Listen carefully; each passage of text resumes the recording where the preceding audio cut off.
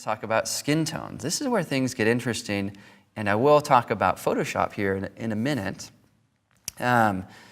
This D-Key Develop module, this is this guy, he's this fascinating, famous surfer, Rob Machado. And this photograph we're going to do a little bit, but what I wanted to highlight was a quick photography thing to think through what it is. When I walked up to the scene, here's Rob talking to the surfboard shaper, both famous guys. This is the best kind of light for me. It's a garage door, it's a warehouse, and all I had to have him do was stand in front of the surfboards just a little bit in the shade, lights bouncing off the concrete back into him. It's a beautiful, luminous light. And so that's how I get that kind of look. And then knowing that it's really even too, knowing I want to go black and white, I say V key for victory. Maybe Command 1, go back over there. And with that, I'm going to hit my black and white panels. And we've already seen this with my daughter, but I think it's really important to illustrate what our sliders do. They can ruin people's texture on their skin. This is an exaggeration. It's silly, which was good. You guys laughed. But you can also sort of get rid of freckles even. And let me see what my zoom rate is here. Well, let's kind of look at, kind of see the little teeny texture on his skin, how I can bring that, up and down. That zoom rate isn't good. So let me do it so you can see. Nope. Maybe right there. There we go. So what we can do is we can find those two, and these two sliders tend to travel together a little bit, meaning I can't really have a low orange. I'm going to go low orange, and then my red goes up, because that creates a strange pattern, and as does, if my red goes down a little bit too much, you can see, unless I want freckles. Freckles are amazing. I like them, especially on people who are out in the sun a lot and surf and all those things, but other situations, you maybe want to drop those. So point being, skin tones with these sliders to get them to glow. Because in black and white, what you want with skin often is that to have a brightness to it, to have this kind of, this drawing people into that part of the image. We can do our other things here, and in this image, I'll go through my workflow. And at that point, I think I might want to try something else, reiterating the old shortcut, Command apostrophe on a Mac, Control apostrophe on Windows. And on this one, I say, well, what if I just deepen those blacks up? And what I really want to do is just kind of have something with even more variety. Command 3, I go and bring up my reds, and it's not even bright enough yet for me. I'll use a radial tool or some kind of selective adjustment. We'll talk more about this later, but the point being I did something else to it. \key gives me the before and after of those steps. Again, I'm just trying to give you that again so we remember it, right? All right, let's look at a couple other examples, 2 more. This is a good friend, Bruce, and I was photographing him in his office, and I was like, Bruce, do something crazy. And he always draws and creates, and so he chewed on a crayon. Isn't that great? So anyway, V for black and white. Again, a lot of times we start here. We're doing kind of that workflow with getting what we have here. And this image is one where I think it can really benefit. My monitor looks a little strange because it's projecting, but on my own machine, having that high clarity really helps a photograph like this. I'm paying attention to my color temperature to just see if that's affecting the image in a good way or bad. Command 3, I go into, I can control my skin tones and just thinking about those because they're primarily reds and oranges. All right, one more. This is Linda. She's the founder of lynda.com, a good friend as well.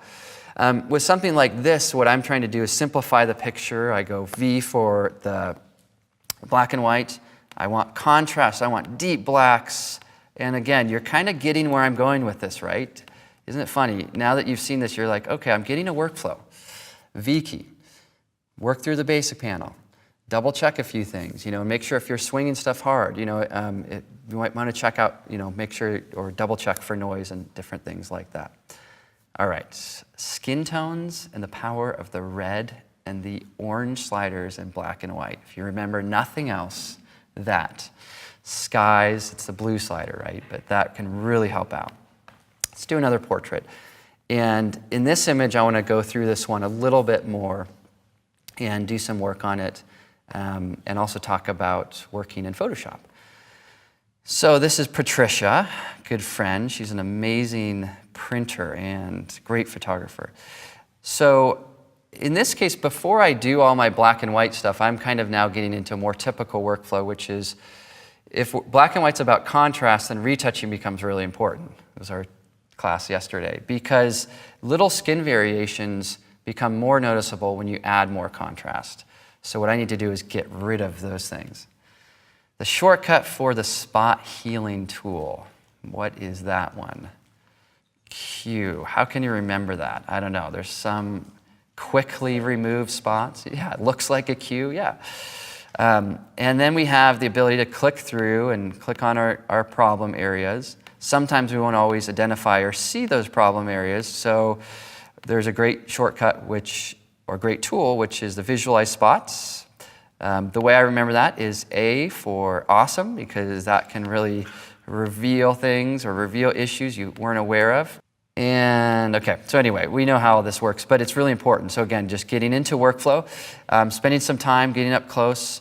The circles, which are our little overlay graphics here, showing us the areas that we've worked on, and also giving us the ability to go back to those areas, meaning we can click on this one and delete it or change it or whatever. With that, one more little thing, gotta get rid of that, is those overlay graphics are distracting. Someone's going to remember for me the shortcut to hide those, which is if you had to guess, the H key. So H key toggles those visibility of those on and off. And then if you have it on auto overlay, which I recommend, when your cursor goes away, that's a quick way to hide and show and hide those as well. All right, so this image, let's say I'm fired up about the color, which I think is kind of fun. And I like her expression, all that. I'm ready to hit to Photoshop. So to get to Photoshop, it's Command E on a Mac, Control E on Windows, or Photo Edit in Adobe Photoshop. This sends the image over to Photoshop, and what we want to do is continue to work on it there. Here in Photoshop, I'm going to press Shift F. Actually, yeah, right there. Shift F a couple times, just go to full screen mode so I have a little bit better view of this. And with this image, we have some options with our black and white conversions, and I want to talk about those. One is the black and white adjustment layer. And with the black and white adjustment layer, we have sliders, which we are already friends with. We know there's skin in this image, so we're thinking reds, right? That's going to bring out texture, which I don't want. We want to take that away. We have yellows. There's a lot of yellow in the skin there. That's kind of getting into some of those deeper colors. So very similar workflow to what we have before. So we can bring out some of those brighten some of those tones. We can also go into blues. We have some blues in the shirt down here, which you can't really see, but I could customize kind of how that shirt, if I want that darker, which would actually work well, draw more attention to the face.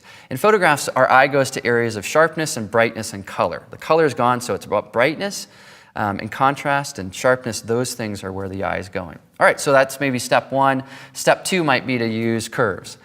And when we click on the curves adjustment layer icon, it gives us a dialog where we can click and drag. And I imagine we all know this kind of stuff, but we can darken or brighten different parts of the image, and maybe we just want to throw a little contrast back into the image. So we have sort of our before and after with the workflow.